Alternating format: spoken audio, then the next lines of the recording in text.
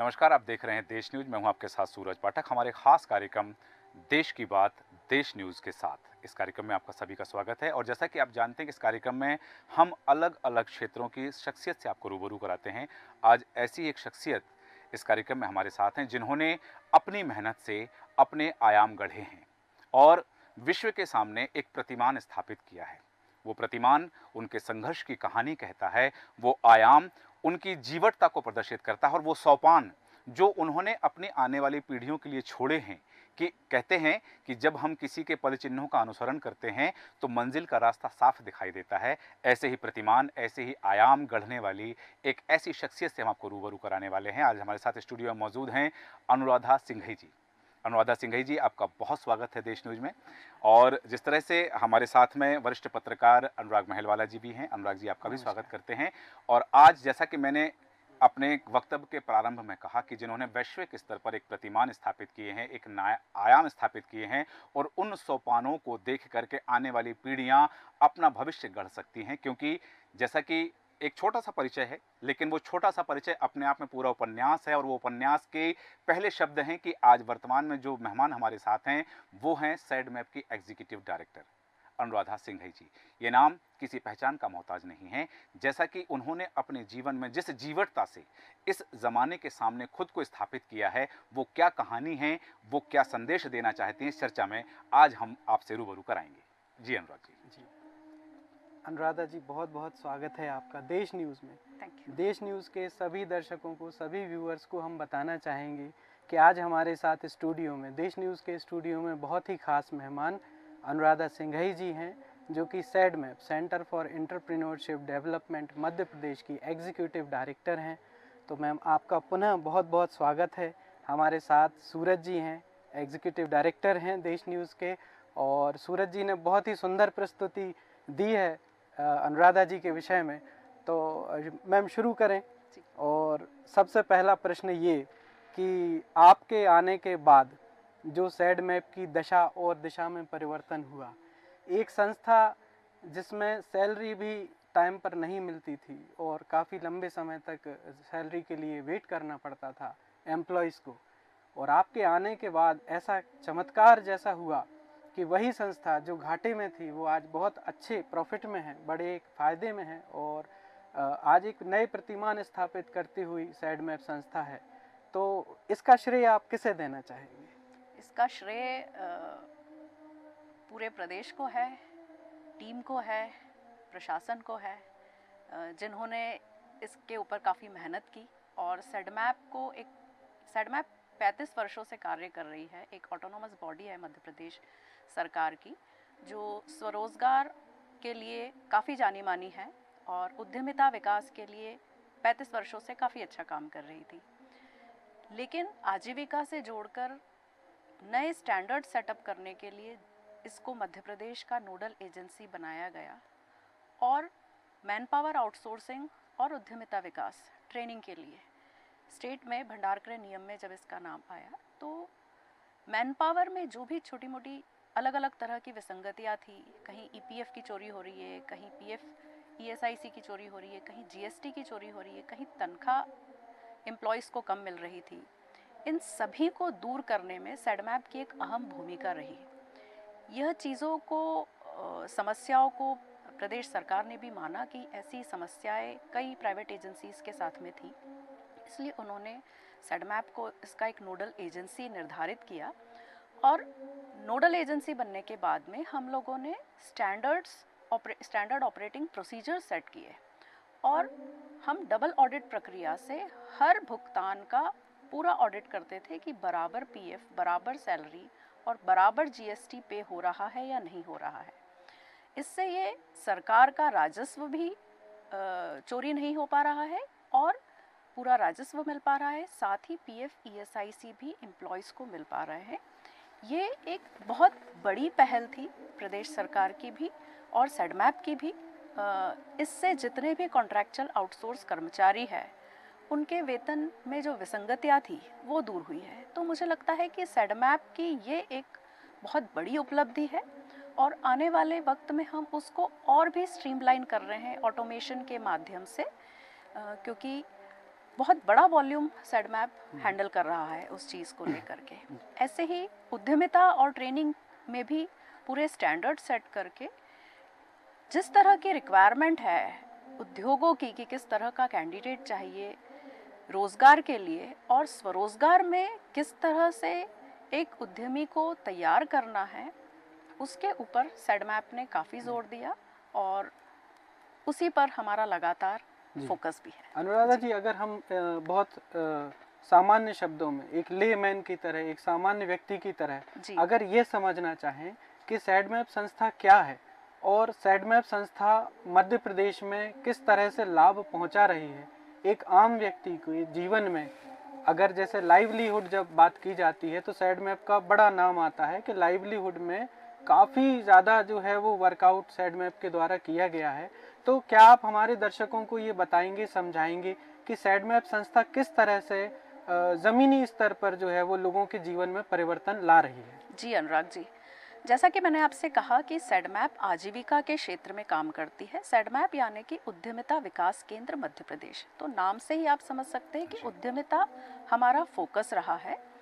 उद्यमिता के साथ में क्योंकि हमारा एक मैन पावर आउटसोर्स डिवीजन भी है जिसमें हम सरकारी संगठनों में, संस्थाओं में कर्मचारी कॉन्ट्रैक्चुअल उपलब्ध करवाते हैं, तो हम रोज़गार भी देने का कार्य करते हैं।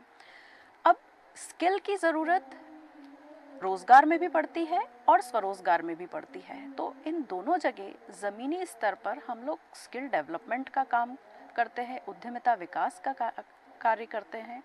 साथ ही हम लोग motivational leadership programme, office management, स्थापना की ट्रेनिंग वगैरह करते हैं। एक बहुत ही महत्वपूर्ण चीज़ है माइंडसेट, क्योंकि रोज़गार में आप देखेंगे कि आप किसी भी उद्योग से पूछेंगे वो कहेंगे कि हमें सही कर्मचारी नहीं मिल रहा है, और अगर आप एक युवा से पूछेंगे तो वो बोलेगा कि मुझे रोज़गार नहीं मिल रहा है। तो क्या दिक्कत है कि स्किल्ड भी है फिर भी रोज़गार उसे नहीं मिल रहा है। तो कहीं हमने पाया कि एक माइंडसेट जो है वो mindset result oriented, delivery oriented में कुछ गैप आ रहा है, वो नहीं हो पा रहा है। तो हम उस युवा को वहाँ पर भी तैयार करने की कोशिश कर रहे हैं कि उसका एटीट्यूड बिल्डिंग, माइंडसेट चेंजिंग की पूरा एक इकोसिस्टम है प्रदेश का, सरकार का, माननीय प्रधानमंत्री का, माननीय मुख्यमंत्री जी का, जिसमें startup, innovation, even traditional unit के लिए भी लोन, सब्सिडी, सब कुछ उपलब्ध है। ऐसे ही रोज़गार की भी कमी नहीं है। हाँ, सरकारी रोज़गार ऑफ कोर्स लिमिटेड होंगे, लेकिन प्राइवेट रोज़गारों की कमी नहीं है। पर वहीं जहाँ कैंडिडेट बोलता है कि मुझे ये चाहिए, वहीं एक एम्प्लॉयर की ये उम्मीद होती है कि वो संस्था को क्या दे सकता है। तो ये change of mindset, process oriented से रिजल्ट ओरिएंटेड करना, ये एक बड़ा चैलेंज था। इसको भी हम लोग कोशिश कर रहे हैं कि युवाओं के साथ कंटिन्यूस इंटरेक्शन करके हम कैसे उस दिशा में कार्य कर सकते हैं कि जब एम्प्लॉयर बोले कि हमारी एक्सपेक्टेशन से बेहतर हमको कैंडिडेट मिला है। जी, तो यहाँ आपने एक बात कही कि उद्यमिता विकास के लिए, तो यहाँ कौशल विकास की भी बात आ जाती है कि लोगों को जो दो बातें आपने कही कि अच्छे कर्मचारी नहीं मिल रहे हैं, एक ये शिकायत होती है, युवाओं को शिकायत होती है कि रोजगार नहीं मिल रहा है। तो ये जो दोनों शिकायतों को दूर करने की दिशा में या युवाओं और उद्यमों के बीच में, उद्योगपतियों की जहाँ संस्थाएं हैं उनके बीच में जो सेतु का कार्य आप करते हैं, इसमें कहाँ परेशानी होती है? क्योंकि सफल होना और सफलता की ओर आगे बढ़ना दो अलग अलग चीज़ें हैं। देखिए क्या होता है, एक चीज़ तो होती है थ्योरेटिकल, कि हमने थ्योरेटिकली सोचा कि ये दो अलग अलग पहलू है और हम पुल की तरह बन गए और बस युवा यहाँ से यहाँ पहुँच गया। इतना आसान चीज़ें होती नहीं है, क्योंकि माइंडसेट चेंज करना मजाक नहीं होता है। और जो ये एटीट्यूड बिल्डिंग होता है, जो सबसे इम्पोर्टेंट काम है, किसी चीज़ को अंजाम देना, चाहे स्वरोजगार हो। हम बात करते हैं कि स्वरोजगार, उद्यमिता सिर्फ स्वरोजगार में होती है, लेकिन मैं हर जगह, हर प्लेटफॉर्म पर बोलती हूँ कि उद्यमिता रोजगार में भी होती है। एक नौकरी पेशा व्यक्ति उद्यमी अगर है, उद्यमी मतलब आउट ऑफ बॉक्स सोचता है, रिस्क लेता है, संस्था को और कुछ बेहतर देने की कोशिश करता है, तो वो उस संस्था के लिए एसेट बन जाता है और वो अपने जॉब में उद्यमिता ला रहा है। इस अप्रोच को बिल्ड करना, ये सबसे इम्पोर्टेंट चीज़ है। और इसको जब बिल्ड करते हैं तो थॉट प्रोसेस चेंज होना, माइंडसेट चेंज होना, ये थोड़ा सा टाइम कंज्यूमिंग होता है, लेकिन क्योंकि आज का हमारा युवा पूरी तरह से वेल इन्फॉर्म्ड है।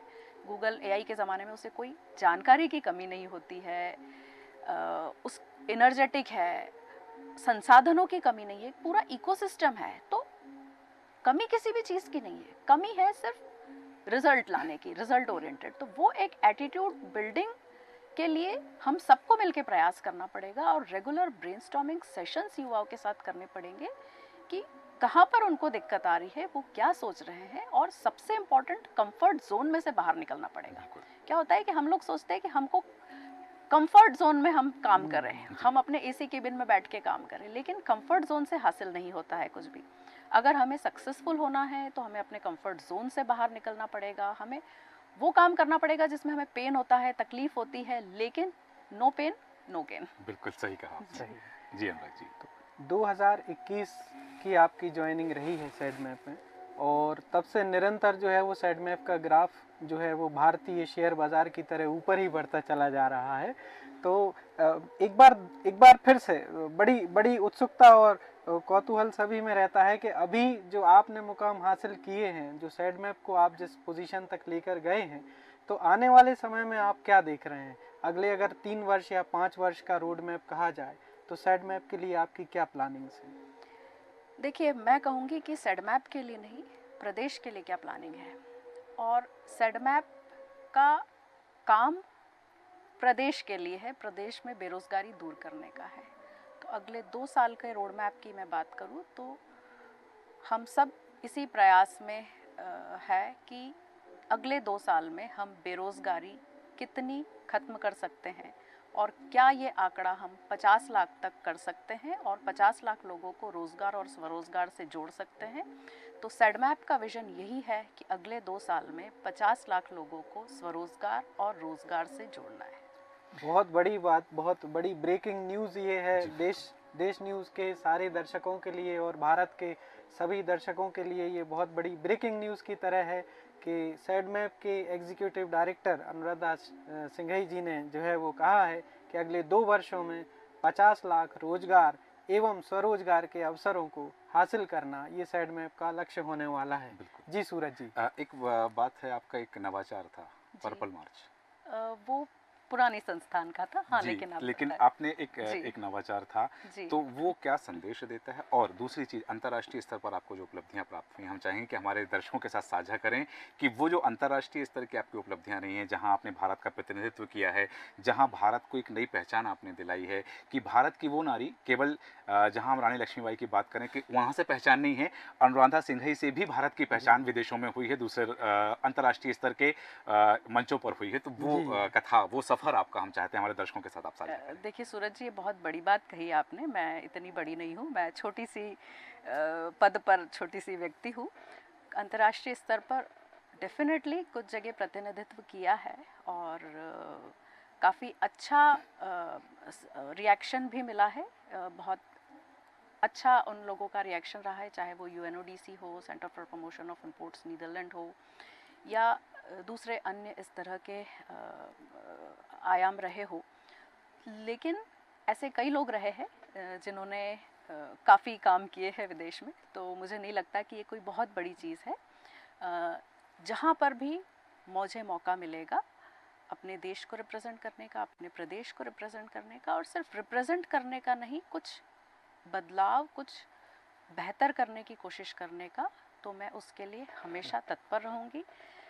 एक छोटा सा भी अगर कार्य मेरे माध्यम से हो सके, किसी एक व्यक्ति की भी ज़िंदगी में अगर बदलाव आ सके मेरे कारण, तो उसके लिए मैं अपने आप को बहुत धन्य मानूंगी। अब पहला प्रश्न जो आपने कहा कि पर्पल मार्च क्या था, purple March Indo European chamber of commerce and industry का एक इनिशिएटिव था। पर्पल यानी पिंक और ब्लू का कॉम्बिनेशन। अधिकतर हम देखते हैं कि फीमेल मूवमेंट्स पिंक मूवमेंट से एसोसिएटेड होते हैं। ये थोड़ा सा डिफरेंट इसलिए था क्योंकि इसमें मेल और फीमेल दोनों का ये इनिशिएटिव था for the respect of women. एक छोटे सा हमारा उसका पंच लाइन था, real man respect women. Real man की डेफिनेशन ये नहीं होती है कि उसने अपने बाइसेप्स बनाए हैं, वो बहुत ताकतवर है, उसकी बड़ी मुझों पर ताव दिया है। रियल मैन वो है हमारी दृष्टि में जो महिलाओं का सम्मान करता है, प्रोटेक्ट करता है उनको आगे बढ़ाने में आगे बढ़ता है, क्योंकि strong man always support other people, not just man also female. ये तो हमारे सनातन की वही बात आ गई कि यत्र नारीते पूजन्ते तत्र रमन्ते देवता, जी। कि वो उस संदेश को बढ़ाने की एक बात थी बिल्कुल जी, वहाँ पर। जी। जी बिल्कुल अनुराग जी। तो एक बात बार बार जो है वो जहन में आ रही है कि युवाओं के लिए लाइवलीहुड प्रोग्राम्स में आगे क्या होने वाला है, हम क्या देखने वाले हैं? देखिए, आज के ज़माने में एक ज़माना था जब हम लोग पढ़ते थे, हमें ये पता था कि इंजीनियर बनना है या डॉक्टर बनना है। जी। और उसके अलावा कुछ छोटी मोटी चीज़ें और होती थी, सीए बन गए, मैं सीएस बन गई। आज के वक्त में अपार संभावना है। दूसरा, उस ज़माने में अगर हम बात करें आज से 20 साल पहले की, तो ये कहा जाता था अगर आपको व्यवसाय शुरू करना है तो आपके पास पूंजी होनी चाहिए बड़ी। तो आपके पिताजी के पास पैसा है तो आप तो बिजनेसमैन बन जाओगे, इंडस्ट्रियलिस्ट बन जाओगे। लेकिन अगर आपके पास नहीं है तो आपको जॉब में जाना है। लेकिन आज पूरा सिस्टम बदल गया है। आज आप ज़ीरो इन्वेस्टमेंट के साथ भी बिजनेस शुरू कर सकते हो, अपना प्रोफेशन शुरू कर सकते हो। इतना नवाचार, इतनी नई चीज़ें आ गई है जिसके बारे में पहले किसी ने सुना भी नहीं था। अगर हम इंडस्ट्री की बात करें तो इंडस्ट्री में भी हर तरह की इंडस्ट्री, चाहे एग्री एंड एलाइड इंडस्ट्री हो, सप्लाई चेन हो, रूरल इंडस्ट्री हो, अर्बन सेक्टर हो, सर्विस सेक्टर्स हो, या हमारा इवन लॉजिस्टिक्स हो, सप्लाई चेन हो, वेलनेस सेक्टर हो, वेलनेस और हेल्थ में भी काफ़ी बड़ा स्कोप है, टूरिज़्म जैसे मैंने आपसे कहा। ये सभी संभावनाएं, इवन आजकल यूट्यूबर बन रहे लोग, ब्लॉगर बन रहे हैं, इतनी सारी अपार संभावनाएं हैं। तो आपको बिजनेस सेलेक्ट करने के लिए आपका पैशन सेलेक्ट करना पड़ेगा कि आपका पैशन क्या है और उस पैशन में आपको फर्दर क्या स्किल डेवलपमेंट कर सकते हैं और उससे आप लोगों तक क्या पहुंचा सकते हैं। आज की डेट में ये नहीं है कि हम डॉक्टर बन गए तो ही लाइवलीहुड मिलना है। आप लाइवलीहुड किसी भी चीज़ से कर सकते हैं। आप सोचिए और लाइवलीहुड मिल गया। बिल्कुल। जावेद हबीब, अब आप सोचिए कि किसी ने सोचा था कि जावेद हबीब एक इतना बड़ा ब्रांड बन जाएगा कि हर शहर में कम से कम 20-20 फ्रेंचाइजी है। तो आपको सोचना है और सोच से परे जाना है। मैकडॉनल्ड्स ने कभी नहीं सोचा था कि वो इतना बड़ा ब्रांड बनेगा, रिटेल चेन बनेगा। तो समोसे वाला क्यों नहीं बन सकता है, पानी पूरी वाला क्यों नहीं बन सकता है। तो ये हमको अपने मेंटल बॉटलनेक्स छोड़ना है कि ये काम छोटा है, ये काम बड़ा है। और एग्जाम्पल्स हमारे सामने, लाइव एग्जाम्पल है, चाय सुट्टा बार है हमारे सामने, MBA चाय वाला है, कई सारे ऐसे लोग हैं जिन्होंने वो सोशल टैबूज को तोड़ा है। डेफिनेटली। और यही सोशल टैबूज को तोड़ने की ज़रूरत है, लेकिन साथ में उसमें पैशनेटली कुछ बेहतर करके पब्लिक को परोसने की भी ज़रूरत है। बिल्कुल। आप जिस मकाम पर हैं, जिस आयाम पर आज आप स्थापित हैं, कई बार देखता है कि हम देखते हैं कि भारतीय परिवारों में लड़कियों को बहुत आगे बढ़ने से कई बार रोक लिया जाता है कि लेकिन आज का ज़माना है कि लड़की हूँ, लड़ सकती हूँ। तो आपका क्या संघर्ष रहा और हमारे दर्शकों को और क्या संदेश देना चाहते हैं कि किन संघर्षों के बावजूद इस मकाम तक हासिल किया जा सकता है? देखिए, पहला तो मुझे लगता है कि बहुत बड़ा ऐसा कोई मकाम नहीं है। आप मुझे बार बार ये बोल रहे हैं कि बहुत बड़ा मकाम है। ये एक पहचान है अनुराधा जी। 2014 में आपने मलेशिया में भारत को रिप्रेजेंट किया। जी। तो जब एक भारत की बच्ची, एक छोटे से गांव की बच्ची जब देखती है कि हमारे देश की एक स्त्री ने भारत को रिप्रेजेंट किया, और मुझे याद है वो 2000 का आपका UN कन्वेंशन, तो आप प्लीज मतलब आप शेयर कीजिए कि आखिर वो ये आपका बड़प्पन है। और चाहिए कि बड़ा वही होता है जो सामने वाले को छोटा महसूस ना होने दो। तो आप बड़े हैं, इसको हम स्वीकार करते हैं और आप भले इस बात को आत्मसात ना करें। और ये है भी कि यदि आत्मसात करते हैं इस बड़प्पन को, तो कहीं अहम या अहंकार की भावना ना आ जाए जो आपने देखने नहीं मिलती है। उस भावना से क्या संदेश है हमारे दर्शकों के लिए? देखिए, सबसे पहले तो आज मैं जो भी कुछ कर पा रही हूँ वो सिर्फ अपने माता पिता के कारण कर पा रही हूँ। मेरे पिता ने हर वक्त पढ़ाई को, शिक्षा को सबसे ज़्यादा इम्पोर्टेंस दी। उन्होंने कहा कि आप सब कुछ छोड़ दो, पार्टीज छोड़ दो, चाहे न्यू ईयर पर आप नई ड्रेस लो ना लो, लेकिन शिक्षा बेस्ट होनी चाहिए। तो वो जो एक चीज़ थी कि नहीं, विद्या सबसे बड़ा धन है, उनका कहना था। परिवार वाले, दोस्त, सब कोई साथ छोड़ सकते हैं लेकिन विद्या साथ नहीं छोड़ती है वो। और मदर ने भी पूरा सपोर्ट किया हमको पढ़ाने में। मतलब आप सोचिए कि मेरी एल्डर सिस्टर डॉक्टर है, गायनेकोलॉजिस्ट है, मैं भी कुछ काम कर रही हूँ, ब्रदर भी इंजीनियर है। तो हमारे फादर ने हमेशा पढ़ाई पर फोकस किया और कभी ये नहीं सोचा कि हम लड़कियां हैं जी। तो ज़माना बहुत बदल गया है। हर कोई आज लड़कियों को भी पढ़ा रहा है और शिक्षा सबसे इम्पोर्टेंट है, लेकिन शिक्षा सिर्फ किताबी ज्ञान तक सीमित ना रहे। आजकल गूगल के ज़माने में आपके पास में नॉलेज के और बहुत सारे सोर्सेस हो गए हैं, वो आप नॉलेज सब जगह से गेन करें, लेकिन साथ में विजडम भी एक्वायर करें, because there is a difference between knowledge and wisdom.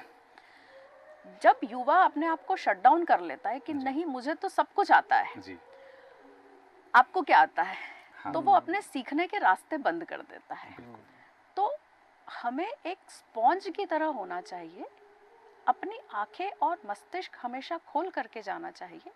हमें हो सकता है बहुत कुछ आता हो, लेकिन सामने वाले को कुछ एक चीज़ ऐसी आती होगी जो हमें नहीं आती और हम सीख सकते हैं। जैसे आपने सुना होगा कि आदि गुरु दत्तात्रेय के जी। कितने गुरु थे, 24 गुरु जी, थे, बिल्कुल। उन्होंने हर किसी से सीखा है। बिल्कुल। तो आज युवा को भी वो जो चीज़ है कि नहीं मुझे सब कुछ आता है, दिस इज गुड, बट सामने वाला भी कुछ जानता है और कुछ दे सकता है। हाँ। जब वो ये चीज़ के साथ जाएगा कि मुझे ओपन रखना है अपना माइंड, तब वो विजडम गेन करता है। जो एक्सपीरियंस है, एक्सपीरियंस का कोई कंपैरिजन ही नहीं है। इसलिए मैं हमेशा बोलती हूँ बेस्ट टीम होती है यूथ और एक्सपीरियंस्ड की, अनुभवी व्यक्ति और उसके साथ में यूथ की एनर्जी। बिल्कुल। This is the best team combination. अनुभव का होश और युवा का जोश, जब वो बिल्कुल। कॉम्बिनेशन के साथ चलते हैं तो एक नए प्रतिमान स्थापित होते हैं बिल्कुल। और एक नई दिशा को दशा मिलती है। बिल्कुल। बहुत उत्तम बात है। और आपने जिस तरह से संदेश दिया कि स्पंज की तरह कि हम सब कुछ ग्राह्य कर सकें, जब वो बात आती है कि मुझे सीखना नहीं है, मुझे सब आता है, तो वहाँ तरक्की रुक जाती है। हालांकि आपका जो अनुभव है और आपकी जीवन शैली है, आपके जो शब्द हैं अति प्रिय हैं और लगता है कि निरंतर चर्चा करते हैं, पर समय की सीमा है। तो एक अंतिम जिज्ञासा आपकी जो है वो जरूर पूछें मैम से, उसके बाद हम कार्यक्रम को विराम देंगे। अनुराधा जी, आज के समय में आज जैसे YouTube का ज़माना है, ट्विटर का, इंस्टा का ज़माना है, तो आज एक शब्द बड़ा ट्रेंड कर रहा है, फूड प्रोसेसिंग। तो आप बहुत थोड़े में कुछ बताएंगे कि किस तरह से SEDMAP की क्या कुछ विजन्स हैं, कुछ प्लानिंग्स हैं? जी, फूड प्रोसेसिंग एक बहुत ही बड़ा क्षेत्र है आजीविका का, क्योंकि हर कुछ चीज़, मतलब अगर आप एक गेहूं में से कंकर भी निकाल देंगे तो वो भी प्राइमरी प्रोसेसिंग हो जाती है। तो वहाँ से लेकर के तो final processed food, packaged food, एक बहुत ही बड़ा क्षेत्र है फूड प्रोसेसिंग का, और इसमें लाखों नहीं करोड़ों लोगों को रोजगार और स्वरोजगार की संभावनाएं हैं। इसी को ध्यान में रखते हुए हम लोगों ने SEDMAP में एक छोटा सा फूड प्रोसेसिंग इंक्यूबेशन सेंटर एक सैंपल की तरह शुरू किया, जिसमें हम लोग फूड प्रोसेसिंग के ऊपर न सिर्फ ट्रेनिंग देते हैं, बल्कि उन मशीनों को युवाओं को उपलब्ध करवाते हैं कि आप 3 महीने अपना बिजनेस इन मशीन्स के सहारे शुरू करके देखें। अगर आप प्रोडक्ट बना करके उसको मार्केट करने में सक्सेसफुल होते हैं, आपका अच्छा अनुभव रहता है, तो आप इसको फर्दर अपनी यूनिट परचेस कर सकते हैं आगे कहीं से भी।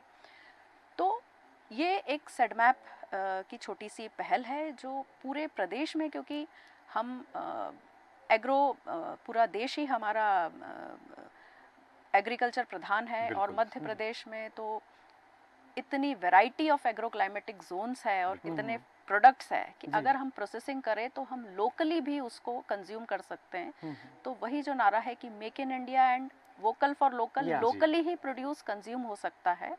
और साथ ही में क्योंकि इसकी एक सप्लाई चेन भी जुड़ी हुई है जो दुकानों तक, घरों तक B2B और B2C के माध्यम से लोगों को फूड प्रोडक्ट्स प्रोवाइड करवाती है। तो न सिर्फ फूड प्रोसेसिंग के क्षेत्र में मैक्रो एंटरप्राइजेस पॉसिबल है, बल्कि रोजगार भी और सप्लाई चेन के माध्यम से और बहुत बड़ा एक समूह से जुड़ जाता है। तो ये निश्चित तौर पर एक गेम चेंजिंग सेक्टर है। बिल्कुल जी, आपने सही कहा कि ये बात वही है कि कौन कहता है कि आसमान में सुराख नहीं हो सकता। एक पत्थर तो तबीयत से उछालो यारो। इच्छा शक्ति यदि आप में है तो वो आप सब कुछ कर सकते हैं, जो आप सोच सकते हैं वो आप कर भी सकते हैं, यही संदेश है। और सिर्फ इतना नहीं, बात यहाँ भी आती है कि इच्छा शक्ति के साथ मंशा भी होना चाहिए। नीयत अच्छी है तो स्वाभाविक बात है कि बड़े बुजुर्ग भी कह गए हैं कि नीयत से बरकत होती है। अच्छी नीयत से, अच्छी मंशा से कार्य प्रारंभ किया जाए तो आप, जैसा कि अभी आपने बताया कि गेहूं से कंकर निकालना भी एक काम है, उस काम में भी आप अपना रोजगार, स्वरोजगार स्थापित कर सकते हैं। ये कहना कि रोजगार के अवसर नहीं है, ये अपनी अकर्मण्यता को दर्शाता है।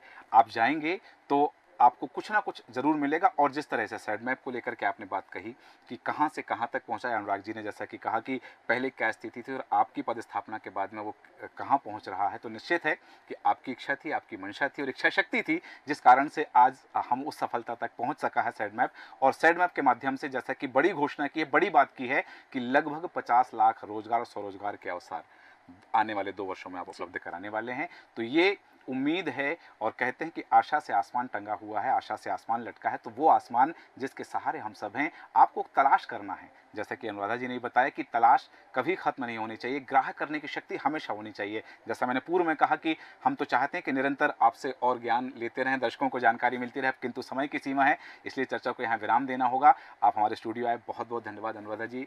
अनुराग जी, आपका भी बहुत धन्यवाद। अपने इस कार्यक्रम में देश की बात, देश न्यूज के साथ अगली बार फिर एक शख्सियत को लेकर के आपसे रूबरू होंगे। तब तक बने देश न्यूज के साथ। नमस्कार।